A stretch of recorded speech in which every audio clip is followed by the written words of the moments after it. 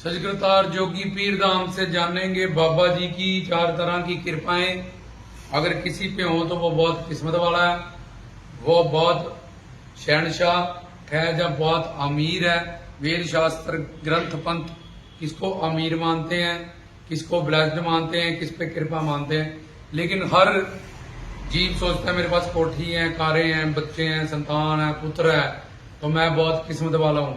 लेकिन वेद शास्त्र ग्रंथ पंथ गुरु पीर साईं लोग, योगी नाथ लोग, गीता रामायण सब वेद शास्त्र उपनिषद किसको किस्मत वाला मानते हैं। तो वो 4 कृपाएं कौन सी हैं, अगर किसी के पास हो तो वो वाकई में ही किस्मत वाला है। तो उसमें से पहला तो मानव चोला जिसको भी मिला नर नारी का, क्योंकि ये चोला 84 लाख योनियों के बाद हमें भटकने के बाद मिला है। इसमें ज्ञान शक्ति है और ये कर्म योनि में है, इसमें प्लस किया जा सकता है। गुरु से ज्ञान पाके उसका समर्पण करके गुरु के चरणों में मन बुद्धि का 84 लाख योनियों में से निकला जा सकता है, भवसागर से धरा जा सकता है। इस आवागमन के चक्कर से जो अनंत काल से जीव घूम रहा है, इससे बाहर आया जा सकता है। और ये देवी देवता इसको पाने को तरसते हैं।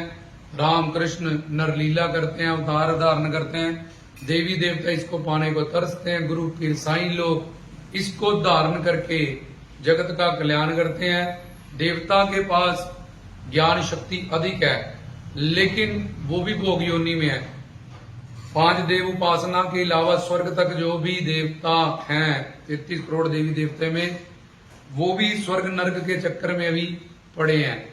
तो पहला मानव शरीर का मिलना, क्योंकि वो भी तरसते हैं कि मानव शरीर मिले, कोई सच्चा गुरु मिले, हम ज्ञान ले और हम इस 84 लाख योनियों से निकलें, क्योंकि इसमें दुख ही दुख है, कष्ट ही कष्ट है, तकलीफ ही तकलीफ है। दूसरा पूर्ण गुरु का मिलना, ऐसे श्रोत्रियम ब्रह्मनिष्ठ गुरु जो वेद शास्त्र ग्रंथों का ज्ञाता हो और हमें भी ज्ञान कराए।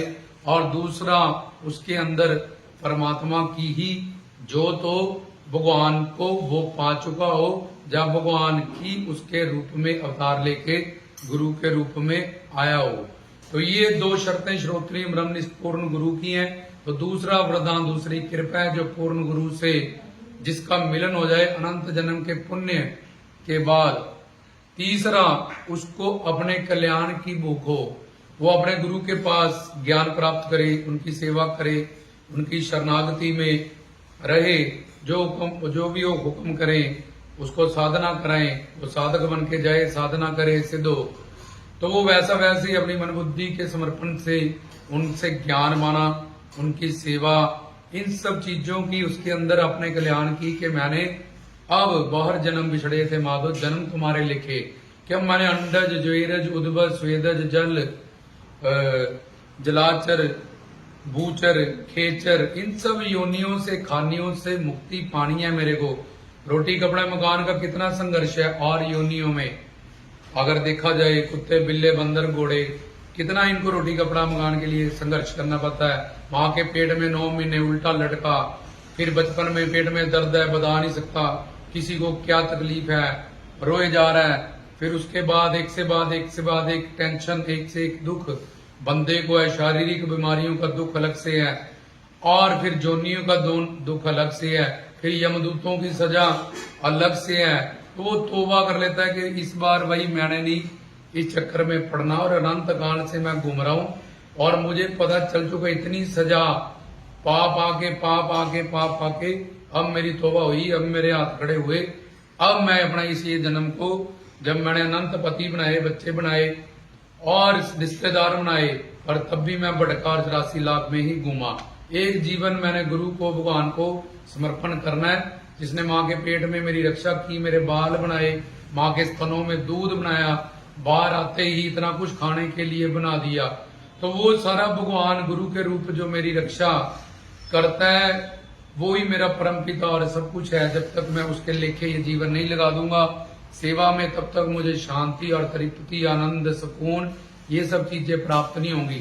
तो वो ज्ञान सुन के उसके अंदर भूख होती है कि मेरे को अपना कल्याण करना है। गुरु के पास मैं अपना कल्याण करने गया हूँ, सेवा करने गया हूँ, सिमरन करने गया हूँ, यही काम है। जैसे बैंक में क्या करने जाते हैं हम, करियाने वाले के पास क्या करने जाते हैं हम, मनियारी वाले के पास, ऐसे हम गुरु के पास क्या करने गए हैं, धाम पे क्या करने गए हैं। किसी दरगाह पे उसको अपने लक्ष्य बड़े क्लियर होते हैं और उसको अपने कल्याण की भूख होती है, जहां वहां का लेक्चर सुन के, सत्संग सुन के, प्रवचन सुन के उसको ज्ञान हो जाए और वो अपने मानव चोले की अहमियत को समझ ले कि मेरा नित्य जो धर्म है वो है दासता गुरु की। इसलिए आत्मा परमात्मा की दासी थी, है और रहेगी। और परमात्मा तो मिलेंगे नहीं, हमें मिलेंगे गुरु, उनके रूप। तो मैं आज का नहीं, अनंत काल से ही गुरु का मेरा जो नेचर है, मेरा जो स्वभाव है वो सेवा का है। जब तक मैं सेवा नहीं कर लूंगा गुरु के नाम गुण रूप लीला धाम संगत की, मुझे तृप्ति, मुझे शांति, मुझे सुकून, आनंद, ये सब चीजें नहीं मिलेंगी। तो इसलिए उसमें पहले ही संस्कारों से भूख होती है, जहां उसके अंदर सेवा करने की भूख पैदा हुई थी। ये तीसरा वरदान। और चौथा कि वो अपने गुरु को पहचान जाता है। किसी संत ऐसे पूर्ण सतगुरु का मिलन होने के बाद और उनके चरणों में वो समर्पित हो जाता है तो उसको उसका लक्ष्य पूरा हो जाता है। यही बाबा जी के, भगवान के, गुरु के 4 वरदान है। अगर किसी के पास है तो वो सबसे ज्यादा अमीर है, किस्मत वाला है। अगर कोई बड़ा करोड़पति है, अरबपति है, कर्नल है, ब्रिगेडियर है, तो 10-50 साल में जैसे रिटायरमेंट के बाद कोई किसी को यहाँ नहीं पूछता। प्रधानमंत्री भी रिटायर होते, बड़े बड़े मंत्री, कोई नहीं पूछता उनको। ऐसे ही ये 10-20-50 साल के बाद जो 84 लाख का सजाए हैं और उसमें घूमना और अनंत जन्म काल के लिए असीम कष्ट दुख को पाना, तो जो लोग इन सब चीजों को कृपा मानते हैं वो भोले भाले हैं।